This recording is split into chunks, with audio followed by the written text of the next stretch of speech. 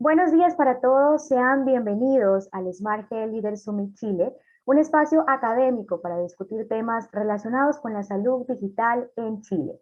Buscamos compartir experiencias que enriquezcan a los participantes y fortalecer así el ecosistema de la salud conectada en el contexto internacional.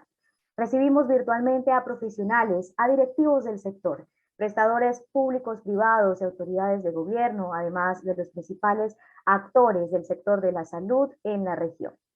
Nuestros conferencistas nos ayudarán a responder inquietudes sobre el valor en salud, tácticas y herramientas desde los pacientes y los profesionales de salud, tecnologías exponenciales que apuntalan los resultados en salud y casos de éxito en la gestión de organizaciones de salud.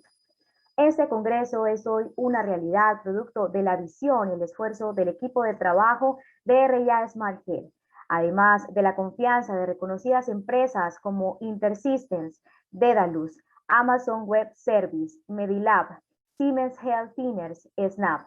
Y como parte de este equipo de profesionales, agradecemos también a nuestros media partners, Axon Marketing y Communications, ING Estrategias y Negocios, Revista Mercado, así como a cada uno de nuestros aliados, Quiris, Quality Global Alliance, Consorcio Mexicano de Hospitales, a Hipócrates, Portal Hospitalario y, por supuesto, nuestro aliado académico, la Escuela de Posgrado UPC. Damos inicio entonces a nuestro espacio académico y para ello recibimos en esta sesión de apertura a André Medici, economista senior en desarrollo social, con sólida experiencia en economía y política de la salud. Actualmente es consultor internacional, economista social y de salud en Brasil. Nos acompaña con el tema Los escenarios de la economía y las perspectivas para la investigación en salud. Bienvenido, este es tu espacio. Me hace um enorme prazer estar acá participando do Smart Health Leader Summit e me gostaria muito de agradecer a Franco a possibilidade de estar participando de vocês desta discussão, não? O tema que me quedei encargado de falar com vocês é sobre a questão dos cenários da economia e perspectivas para as investições em saúde. E basicamente vou me concentrar neste período desses próximos 2 anos, este ano e o ano seguinte, não? Nós outros temos que mirar que, aunque existam perspectivas muito desafiadoras e muito renovadoras no que diz respeito à perspectiva de saúde para a América Latina, existem muitos retos também que nós outros temos que mirar em relação à situação que estamos vivendo atualmente. Então, me gostaria de compartilhar com vocês alguns slides que dizem respeito basicamente a essas questões, não? A primeira questão que me gostaria de falar é que, basicamente, há uma série de desafios, né, que temos que pensar especificamente para a questão da saúde em América Latina nesses últimos anos, não? A primeira questão, né, neste caso, que é do ponto de vista das tendências, não, para a economia,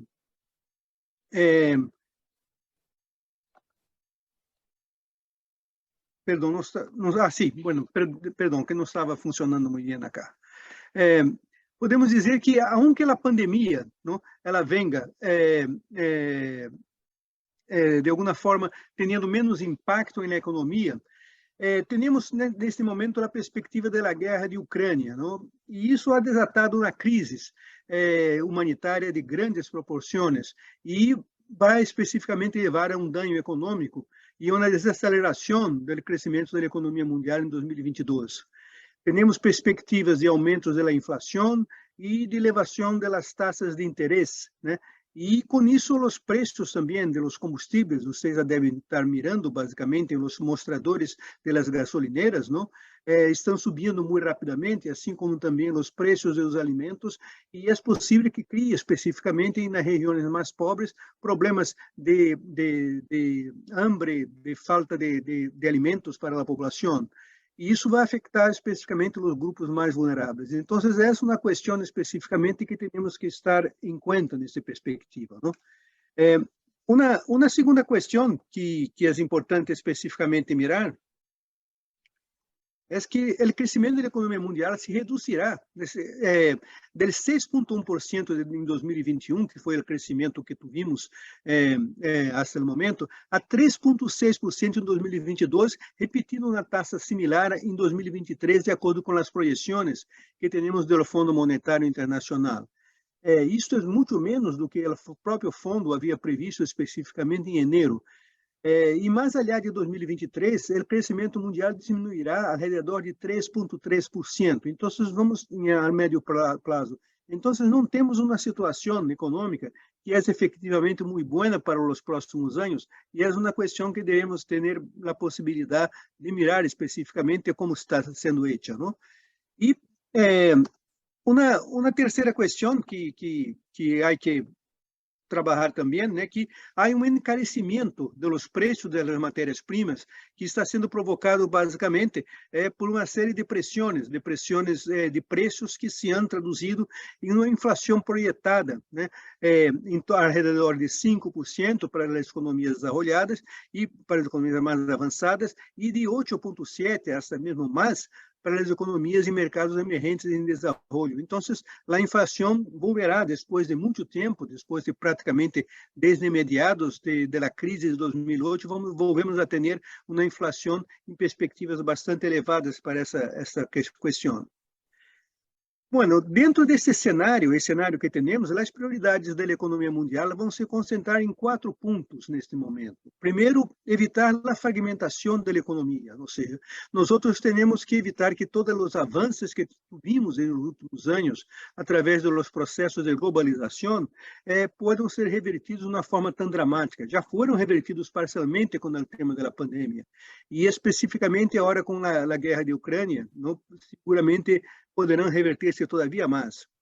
Há que manter a liquidez da economia mundial, ou seja, basicamente a situação onde não se interrompam os fluxos de comércio, onde se tenha especificamente as cadenas de suprimentos de matérias-primas de alguma forma se retroalimentando para que não se tenha problemas de produção nos países, e também há que reduzir o sobreendeudamento que se vem desde a época da pandemia, que foi sobreendeudamento em função dos recursos que muitos países tiveram que fazer para dar os auxílios, não somente auxílios às populações, mas também às empresas, para que pudessem efetivamente enfrentar a pandemia e com isso evitar uma crise de maiores proporções do que já foi bastante grande, a que vivimos em ano 2020, não? Bueno, uma quarta seria basicamente o combate aos retos do câmbio climático, não? Porque efetivamente cada vez mais vimos o acalentamento global como uma ameaça, ele tema especificamente de que muitas áreas estão tendo desastres climáticos bastante fortes, e efetivamente esse é um tema que poderá afetar não somente a população, as moradias, mas também a agricultura e uma série de perspectivas que temos a nível mundial. Bueno, e por fim, pero não menos importante, poner fim à pandemia, porque a pandemia todavia está controlada. Temos nesse momento vacinas que são mais poderosas, que permitem fazer com que os agravos da pandemia não venham a generar tantas mortes, mas uma parte substancial da população mundial todavia não está vacunada, seguem havendo muitas mortes, e mesmo nos países desenvolvidos, em nossos países na América Latina, há a perspectiva de que efetivamente a pandemia está novamente crescendo, não? Com uma variante como a Omicron, que não é uma variante tão drástica do ponto de vista de seus efeitos, mas que efetivamente traz uma série de questões e uma série de problemas, porque vai sempre acarretar um rastro um pouco aumentado das mortes e uma perspectiva de que efetivamente as atividades econômicas não podem ingressar a pleno, não? E todas essas questões são questões muito importantes. Então, esse é o pantallazo, não? Assim, de cenários que temos para a economia em 2022 e 2023.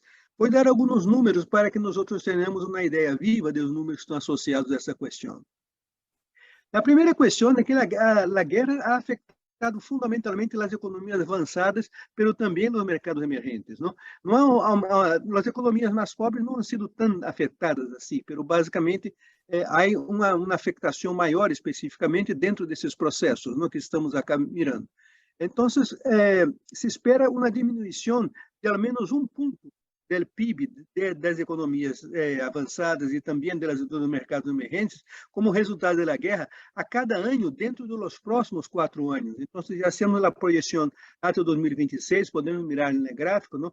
A linha azul clara seria basicamente como teríamos que ter o crescimento, caso não houver especificamente a guerra de Ucrânia. Pero a linha azul mais escura está mostrando especificamente como vai ser o crescimento nesse momento a nível das economias avançadas. Então, há uma queda de 1 ponto. E também, do ponto de vista das economias emergentes, se dá o mesmo fenômeno. Não?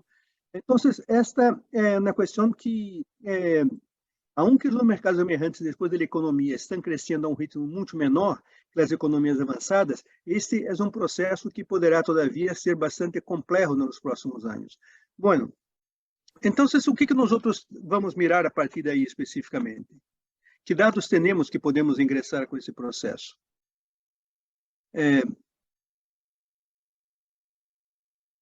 Perdão, pero eu estou tendo alguns problemas de passar aqui os slides, porque não sei que passa que eles não...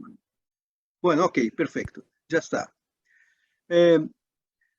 Bueno, se nós miramos do ponto de vista da taxa de crescimento do PIB, depois de crescimentos negativos, todos em 2020, tivemos crescimentos basicamente positivos, não, em praticamente todas as economias. Mas o que nós outros podemos mirar basicamente é que em 2022, esse crescimento já é bastante menor do que se teve em 2021, que foi o ano específico da recuperação pós-crise. Em alguns países específicos, esse crescimento ha sido muito mais baixo. Né? Nós outros podemos mirar basicamente, por exemplo, que Rússia está tendo um crescimento negativo em 2022 e seguirá em 2023 por conta da guerra. China está tendo um crescimento que é a metade, especificamente, de sua taxa histórica, que tem sido ao redor de 8%, e também em 2021, depois da recuperação, que foi de 8,1%. Não? Índia, que vai ter um crescimento maior. Índia vai ter um país que vai se recuperar mais rápido que os demais, especificamente, pero depois de ter também uma queda muito forte em 2020 em função da pandemia. Não? E em caso específico da América Latina, podemos mirar que a América Latina foi uma das regiões mais afetadas por a crise. Teve um crescimento em 2020 negativo de menos 7%, mas tuvo também a possibilidade de uma recuperação. Não? E essa recuperação, basicamente, é isso com que se tivesse um crescimento promédio de 6,8%. Praticamente casa recuperando as perdas que teve durante a crise em 2021. Mas para os próximos 2 anos, o crescimento da América Latina e Caribe vão ser menores que o crescimento do produto mundial e, por lo menos para 2023 e 2022, vai ser menor que o crescimento das economias avançadas. Destaca-se, neste caso especificamente, o crescimento de Brasil, que é solamente de 0,8 estimado para 2022, um crescimento muito baixo, e o crescimento de México, que também está por debaixo, está por ao redor de 2%. Não? Então, para a América Latina, as perspectivas de crescimento não são também muito boas. Essa é uma questão que há que tomar em consideração quando se faz este processo também.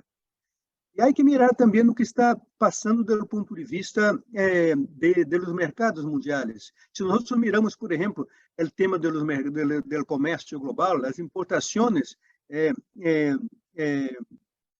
basicamente, das economias, tanto avançadas como das economias em desenvolvimento, elas caíram muito ao redor da crise. E há uma recuperação, talvez em 2021, mas em 2022 o crescimento não vai ser tão grande, especificamente para as economias em desenvolvimento. E as exportações também, especificamente nas economias em desenvolvimento, não vão ter um crescimento tão grande como as economias mais avançadas. Não? E a inflação, nós podemos mirar que em 2022 os índices de preços vão passar para 5,7% nos países das economias avançadas, 8,7% especificamente nas economias de desenvolvimento, com um forte crescimento que já tuvo em 2021 pelo 2022 dos preços do petróleo, É estimado que os preços do petróleo vão subir 55% praticamente neste ano, e outras matérias-primas, né, também vão ter um crescimento muito grande, né?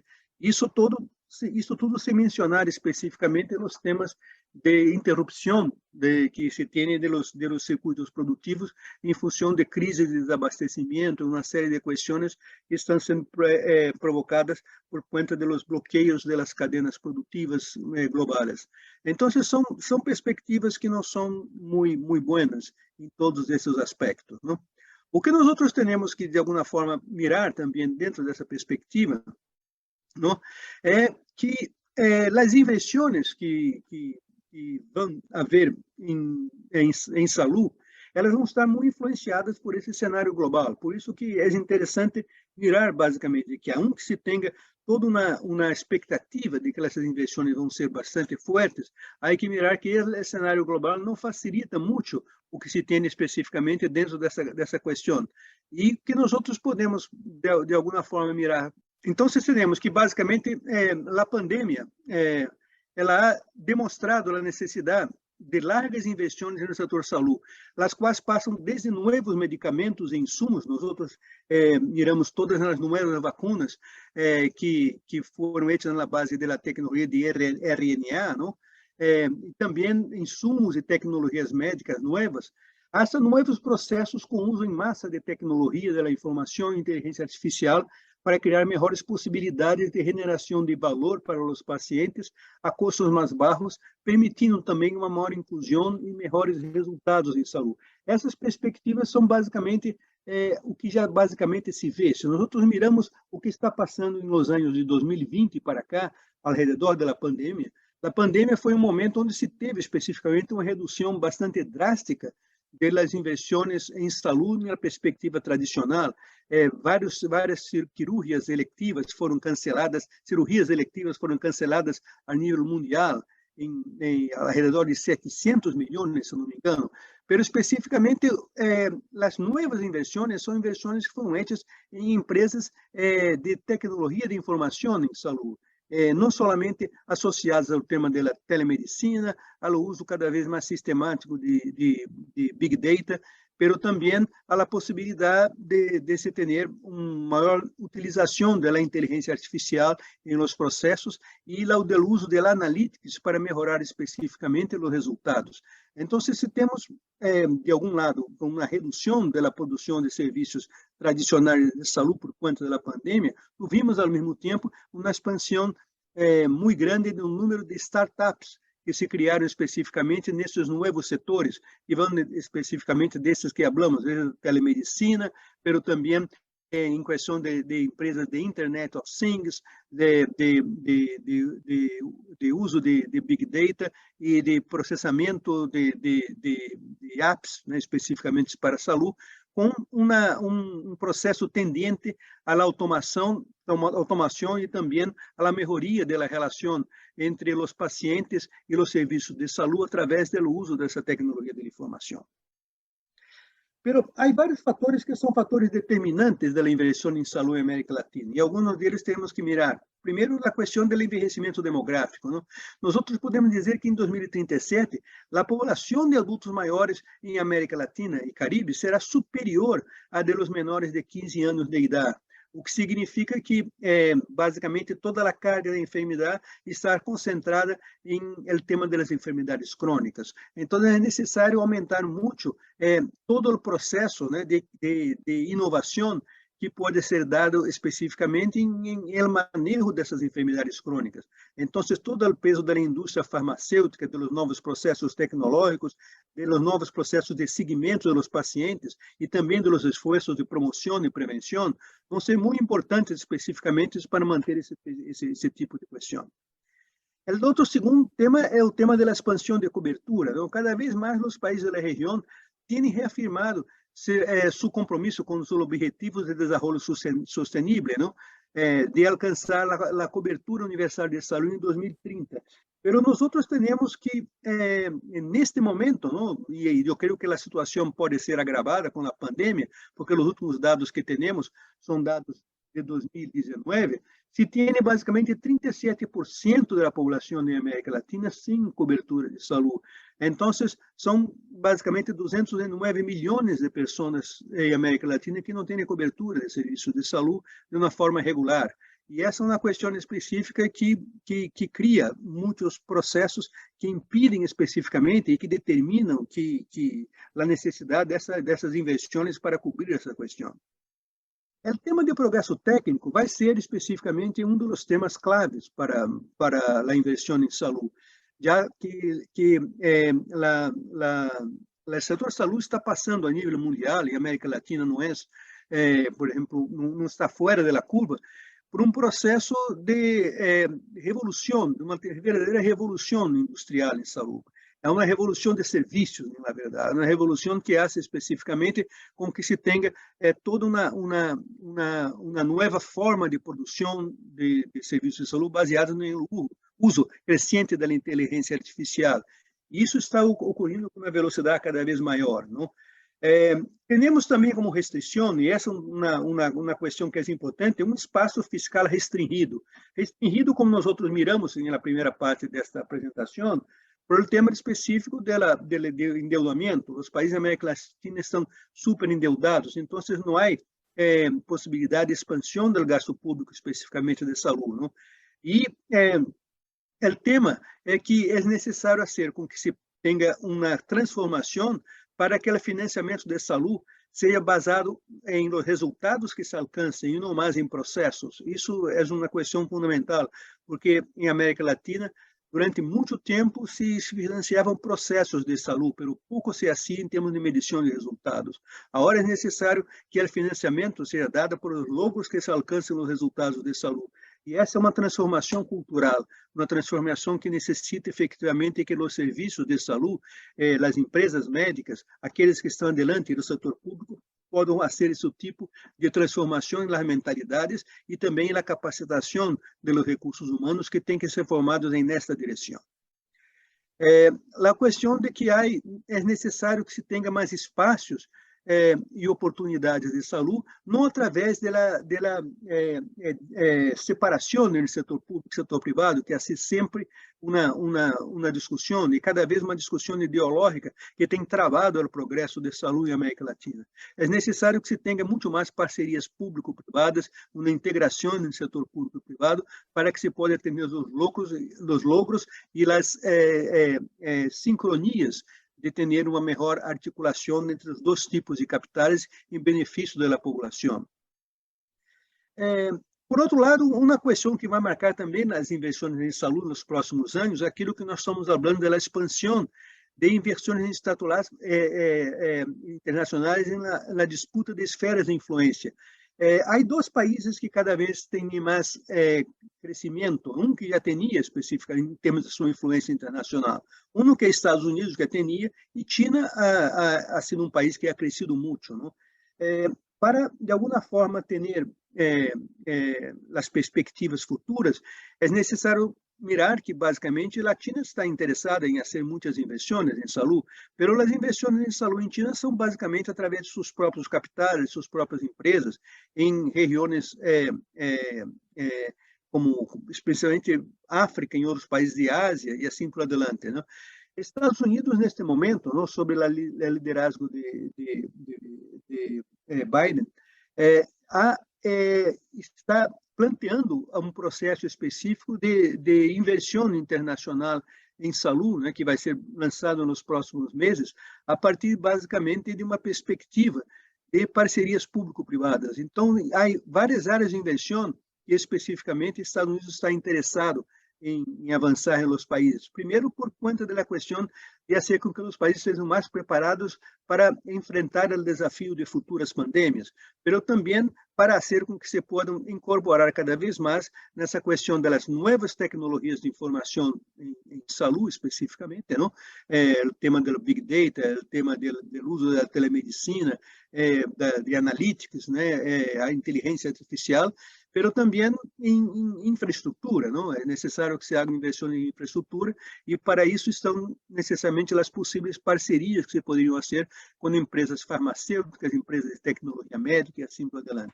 Então, essas são perspectivas que, de alguma forma, a América Latina deveria estar mirando, porque essas invenções vão ser planteadas e, especificamente, é uma oportunidade que se tem para os países de América Latina nessa perspectiva.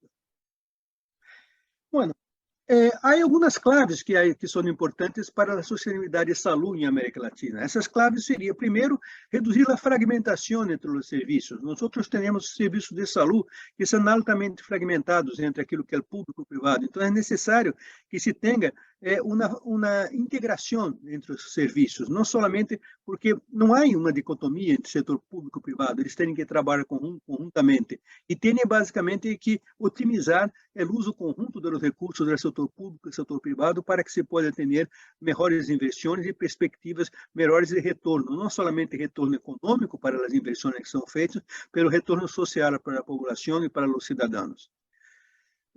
Outra questão que é fundamental é melhorar a qualidade da atenção. A atenção, como existe fragmentação dos serviços, existe também fragmentação da atenção à saúde. A atenção à saúde é super fragmentada em América Latina. E essa é uma questão que deveria, de alguma forma, fazer com que se tenham estándares e padrões de qualidade que sejam seguidos por todas as instituições. Calificar as instituições, acreditá-las e fazer especificamente com que elas possam, de alguma forma, lograr os melhores resultados de saúde é uma questão super importante. A outra questão é reduzir a inequidade na cobertura e no acesso, porque se a qualidade é inequitativa, também o acesso é bastante inequitativo. Nós miramos que há 209 milhões de pessoas na América Latina que não têm acesso aos serviços de saúde. E essa é uma questão que poderia estar planteada dentro da perspectiva das inversões. As inversões têm que ser feitas especificamente para cobrir essas brechas de cobertura que há em vários lugares, nos lugares mais pobres da população, nas periferias das grandes cidades da América Latina, e nas regiões rurais e assim por adiante. E, por fim, pero não menos importante, é necessário aumentar a eficiência. Os serviços de saúde não têm um primado por a eficiência, por aquilo que falamos antes. Eles estão muito mais associados a processos. É necessário que se logre uma perspectiva dos resultados, né? Então, para se logre os resultados, há que se pensar sempre em estratégias de pagamento, em sistemas de pago, que permitam fazer com que se pague de acordo com o que se alcança, né? E não necessariamente com o que se produz, não? Porque o que se alcança é especificamente a melhor saúde para o paciente. É necessário que essa questão seja planteada de uma forma muito clara. Então, esses são os caminhos que poderiam fazer com que a cobertura universal de saúde, que chamamos de CUS, né, como parte dos Objetivos de Desenvolvimento Sustentável, podem estar à disposição dos governos em benefício da população latino-americana. E essa é uma questão que é super importante de pensar, né? Existem 4 áreas que são áreas, do meu ponto de vista, estratégicas da inversão em saúde que há que ser pensadas. A primeira é o tema da infraestrutura. Nós não temos, em América Latina, uma infraestrutura de saúde que seja moderna, que seja estruturada, que esteja basicamente integrada em todos os níveis, desde a atenção primária até a atenção de segundo e terceiro nível, e que não tenha especificamente uma capacidade de mover os pacientes dentro dessa escala de prioridades. Ou seja, é necessário que se mire basicamente quais são os vazios da infraestrutura, onde há necessidade de fazer inversões hospitalares, inversões em atenção primária, muitas delas quais praticamente não existem. A América Latina, em muitos países, privilegiou a inversão hospitalar e tem muito pouca estrutura de atenção primária, e essa é uma questão que é fundamental. Então, o primeiro seria infraestrutura. O outro tema, como nós miramos, é o tema de saúde pública, de insumos, vacunas e medicamentos. Nós temos que aumentar especificamente a disponibilidade desses bens de saúde para que a população possa completar os tratamentos. Cerca de 70% dos tratamentos de saúde em América Latina não são completos porque as pessoas não têm acesso aos medicamentos básicos, não encontram as farmácias ou têm que pagar do seu próprio bolsillo e com isso não conseguem especificamente os recursos necessários para completar seu tratamento. Então, se há algo que há que ser subsidiado, algo que tem que ser parte das políticas públicas, é justamente fazer com que essa integração, essa capacidade de generar os insumos necessários para que o setor saúde funcione bem, seja uma prioridade das inversões que têm que ser feitas na América Latina.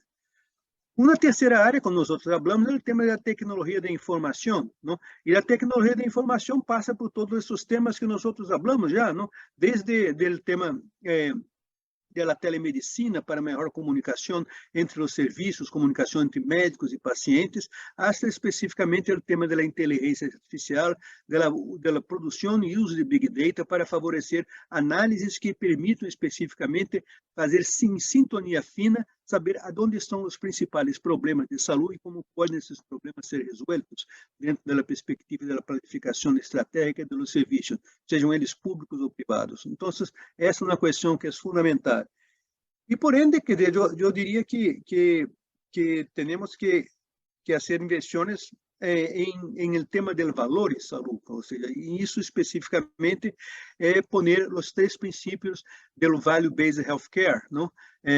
Que seria poner o paciente como centro dos serviços de saúde e não na periferia, a saúde populacional, mirar os serviços de saúde não somente como uma perspectiva de curar a enfermidade, mas, na verdade, promover a saúde, ser com que a primeira prioridade seja ser com que exista uma população sana, especificamente, e a perspectiva terceira de privilegiar os resultados por los menores custos. Então, resultados sobre custos têm que ser sempre maiores nessa perspectiva. Bueno, agora, há essas limitações de curto prazo e eu gostaria de, novamente, encerrar minha apresentação um pouco com elas, porque elas são especificamente os temas que vão nos limitar daqui para adelante e é uma questão que, para todos nós outros que pensamos em inversões, em todas as novas startups, temos que estar, de alguma forma, pensando nessa questão. Não? A primeira questão não, é que há quebres no processo de globalização neste momento. E esses quebres no processo de globalização podem ser com que, efetivamente, os fluxos de produtos, de insumos, de medicamentos, hasta mesmo de capitais, que vamos necessitar para fazer as investições de saúde, estejam basicamente bloqueados por algum tempo. Então, é necessário contornar e utilizar, basicamente, de inteligência, de estratégia, e de diplomacia para ser com que efetivamente esses problemas sejam problemas resolvidos no curto prazo. A outra questão é o tema da crise econômica, de lo que nós outros falamos, das elevadas taxas de interesses, o crédito escasso e a inflação. Tudo isso faz com que, especificamente, invertir em saúde seja um processo cada vez mais caro neste momento. Então, não se pode pensar especificamente que vai ser fácil ter um retorno muito rápido dos recursos. É necessário que se tenha investições que são pontuais, críticas, cirúrgicas e estratégicas para que se possa especificamente ter o melhor resultado dentro de uma perspectiva de crise econômica e de indicadores econômicos bastante precários. A terceira é o tema de que temos, neste momento, uma redução da capacidade de inversão pública por conta do endividamento. Então, não podemos contar muito com o Estado como um principal parceiro das inversões. O Estado vai estar muito limitado a cobrir seus gastos diários, suas perspectivas, e, por lo tanto, a inversão privada vai ter que contar com outras estratégias específicas que podem, de alguma forma, maximizar seus resultados. E, por fim, aí é o desafio de que estamos vivendo um ciclo em América Latina de governos populistas, né, com muitas promessas e poucas entregas. Então, essa é uma outra questão que temos que mirar, como se pode optimizar a utilização dos recursos públicos para que ela alcance os melhores resultados. Quer dizer, essas são 4 limitações que fazem com que, efetivamente, se tenha que pensar estrategicamente como as inversões em saúde têm que ser, de alguma forma, diagramadas em el curto prazo, nesses próximos 2 anos, 2022, 2023, e, eventualmente, em 2 anos mais, né? Porque estamos saindo de uma crise que foi a crise mais profunda que tivemos desde a crise dos anos de 29. É necessário saber exatamente como vamos sair da crise e enfrentá-la de uma forma bastante hábil e bastante estratégica. Muitas graças.